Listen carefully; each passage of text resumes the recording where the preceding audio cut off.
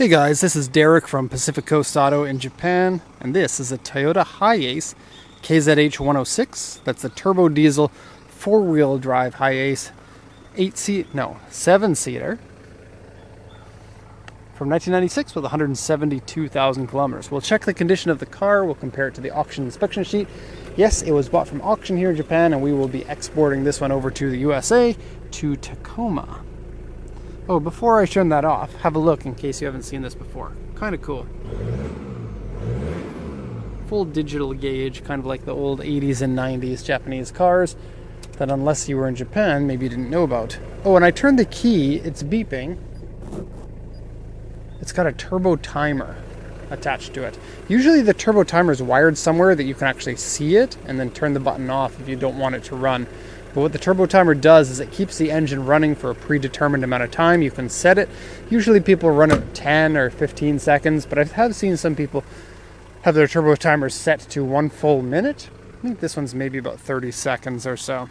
And the reason why you put the reason why you put a turbo timer on is so that you can keep the oil cycling through the turbo. And it's really only a race car thing. And this is a turbo diesel, so maybe they thought, I want to put a turbo timer on it.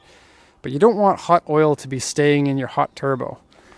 Very bad for your oil. It'll break the oil down and it'll become less lubricating. And that can be bad. So what it does is you turn your engine off, cycles it through, cools the turbo off, that kind of thing. But the thing is, this is a minivan. You don't really floor it everywhere that you go like you would expect a Lancer Evolution. Do we have any turbo cars right now? Turbo Crown or Turbo Aristo, maybe a turbo timer is good for those. Turbo Sylvia, yep. Anything that is a minivan, I would think probably not worth it. It would just be a little bit annoying, especially if you can't manually turn it off yourself. Okay, anyway, let's go over the auction inspection sheet here. It's a 1996, has 172,000 kilometers. The car, it's in really good condition, but at the same time has some corrosion. But at the same time is also in really good condition. Like it kind of looks like 60 to 80,000 kilometers, not 172. It has very little wear in it. It has those really cool half lace seat covers, and they're official units. The body is good. It just has some rust here, and it was mentioned on the auction inspection sheet, and we'll get to that in a second. So this is a super custom limited version, of course, four-wheel drive, 7-seater, auction grade 3.5. Interior and exterior are both C. I would say this is more like a B interior and a B exterior except for the rust. 172, 410 kilometers. Original, I don't know why they called it original white two-tone, and then they changed it to white two-tone. But they call this a gray pearl, not white. It's a gray pearl. So yeah, a little bit weird. Anyway, sales points here. Something I cannot read. I think it might say actually engine model or something, 1KZ. Engine starter. Okay, thank you. The car has a starter apparently. Are they talking about like a press button engine starter? I don't think so, because there's no fob that comes with it like that. Power seat, that's for the driver only. Chrome mirrors. They are actually in fairly good condition, the chrome mirrors.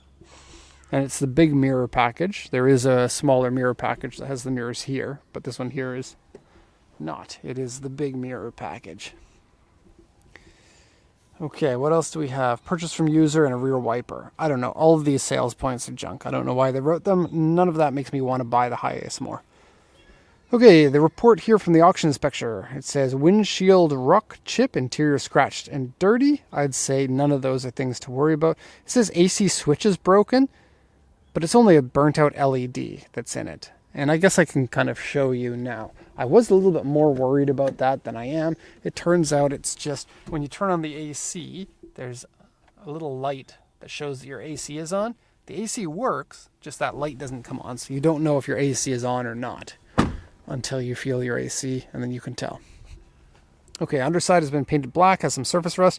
This part here concerns me a little bit. It says a little bit coming apart, which is something that happens when it rusts. Now I'm going to show you the rust right off the bat, because that is a concerning part of this car. I couldn't really find the underside rust unless they're counting the edge of the sill here. The other side, all perfect. The back has some rust on the hatch, but here Now they called this C1. I would really consider this to be more like a C2. And it's good that the rest of the van is in fantastic condition, because it is disappointing that I don't think that they were as descriptive about this as you would want them to be. So you can see a bubble here, and it's cracked. So this isn't the first time that it's rusted there. So there has been a repair there, and it's coming through again. Also the seam here, there are little areas of corrosion on the seam. Here, here, and down here is some more. And then a little bit of rust here. It's not terrible. It is a 25-year-old car. Can be addressed. You would hope that underneath isn't as bad as you would think. If it has been repaired at one point and has come back, sometimes it requires to be repaired once again. And then I'm going to show you this too. The edge of the door here, the auction sheet called this an S1. And if you look underneath, it's a little bit more than an S1. Right there. And I did get some pictures of that are going to show up better than the video does. We'll come back to the hatch in a sec. Let's just make sure that we got everything on the auction inspection sheet, and then we'll take a look at the vehicle. Okay, yes, C1 and C1. So I would say C1, C2. Okay, and then both side panels are both very good. It says paint peeling small on the front, but it looks good to me. Okay, and then yes, S1, A2, yeah. Okay, this one has the triple moon roofs, which is kind of like 4, even though they call it 3. It's 3 panes of glass with 4 little holes. That's very cool. Maybe we can see a little bit. Okay, so let's go here. There is one that is about that big here. There's this one that's really big here. And then these ones, 2 of them, one right on top of both of the rear corner seats.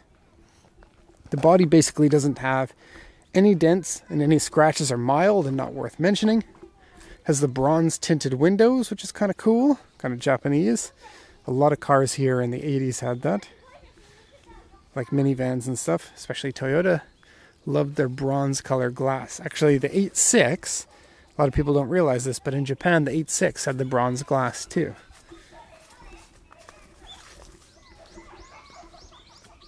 Here you can see the sunroofs even better.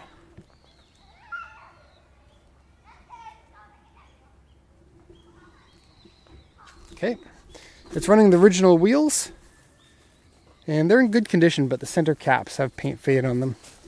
And then the side decals are cracked. They're 25-year-old pieces of plastic, like just plastic sheet. Of course, they don't last that long, and it's not nearly as cracked as a lot of them that I've seen. Okay, so now that you've seen all the way around, let's take a look at some of the details, and then we'll go into the interior in just a sec here. So the wipers are winter wipers. I actually can't I can't really read this location. All the plates in Japan tell you where the car was registered.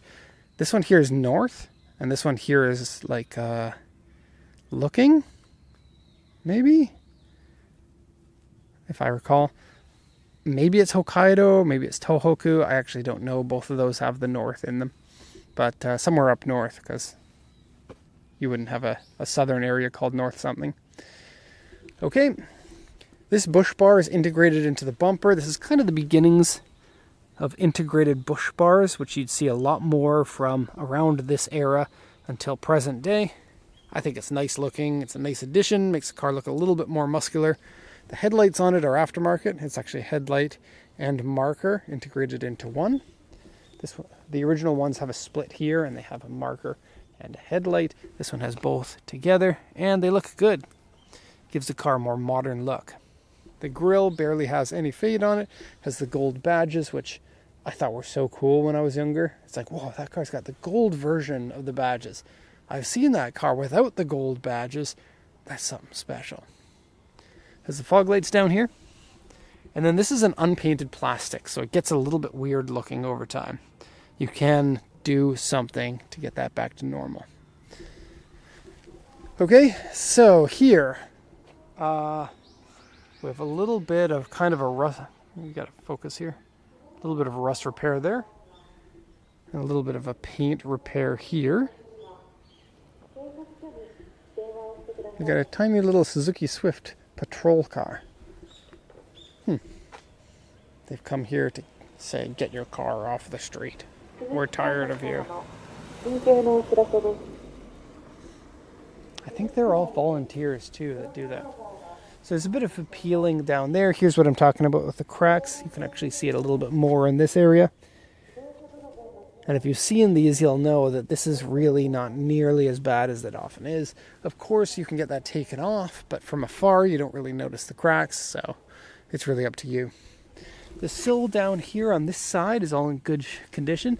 They often will rust in this area here. They often rust around the edges and the bottom of the window here.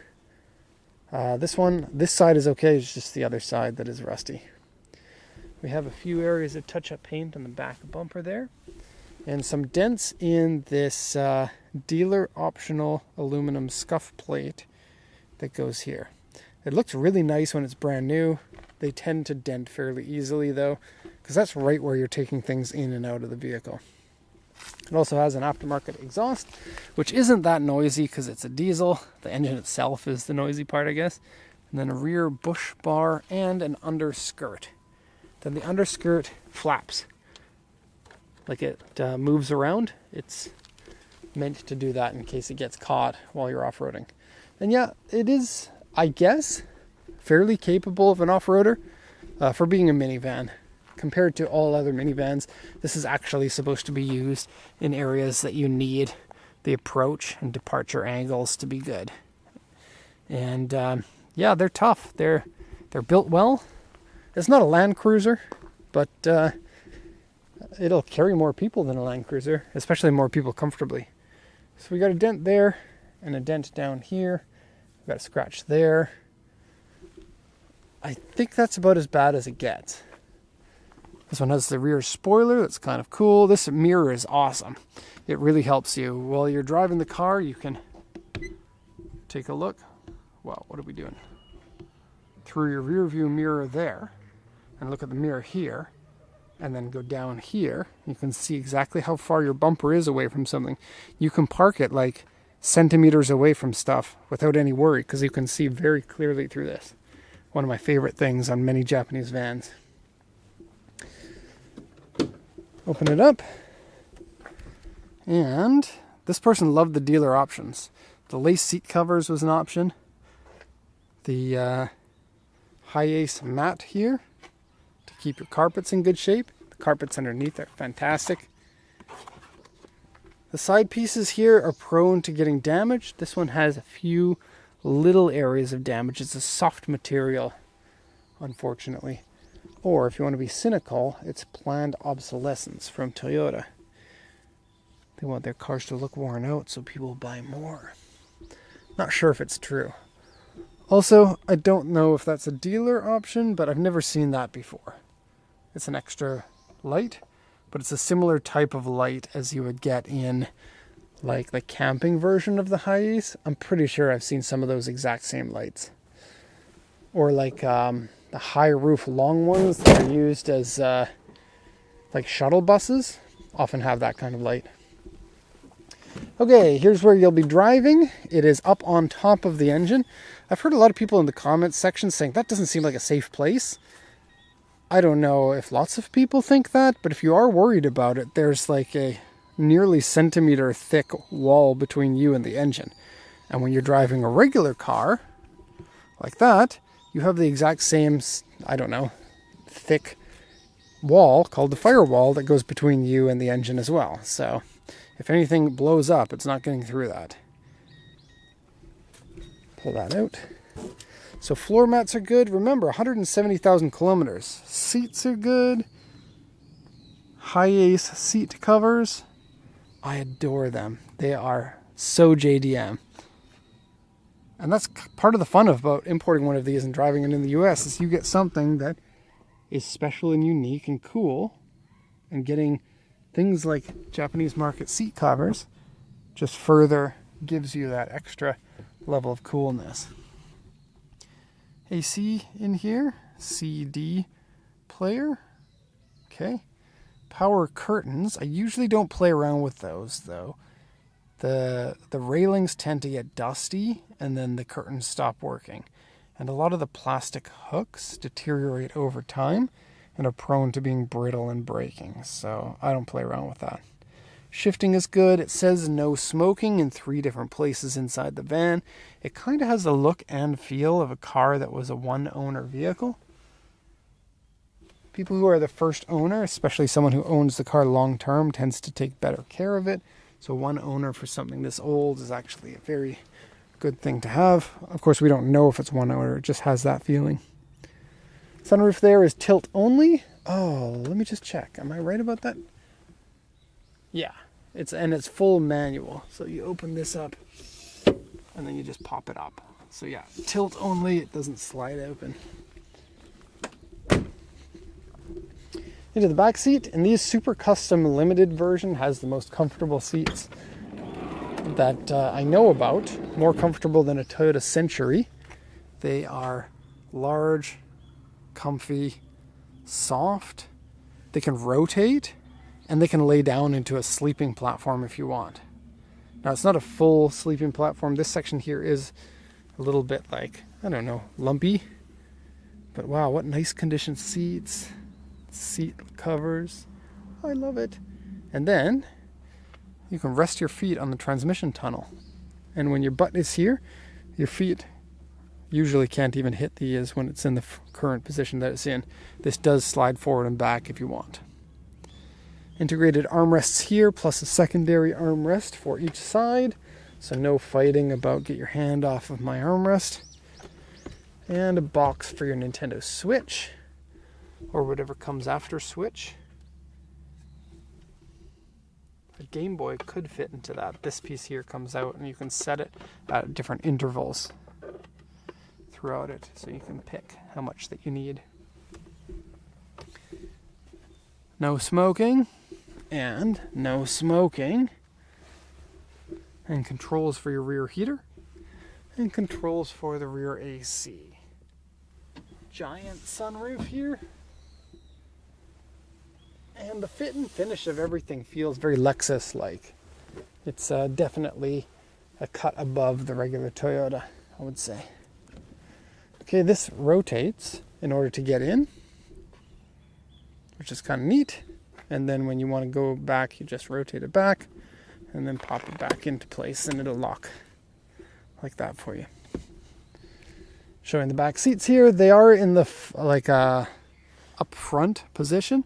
So it gives you much less leg room behind them. But even in the smallest, like these seats here are in the full back and that's in the full forward, you can see it still has a reasonable amount of leg room. And it gives you acres and acres, well, not literal acres, but tons of space, but not literal tons of space for your luggage in the back. Okay, we are done. Oh, here's something else I should mention. This seat belt here is only for when the seat is facing backwards. So you can still use a lap belt when it's facing backwards, but when it's facing forward, you get the 3-point. Okay. Then that is that. It is Toyota Hiace report. Hope you enjoyed it. Glad you made it this far. You get a thumbs up from me, which is hard to get, but not really hard to get. You just got to watch a video to the end. But it is 18 and a half minutes. Too long for a video. Time for me to stop talking. Thank you so much for watching, and have a nice day.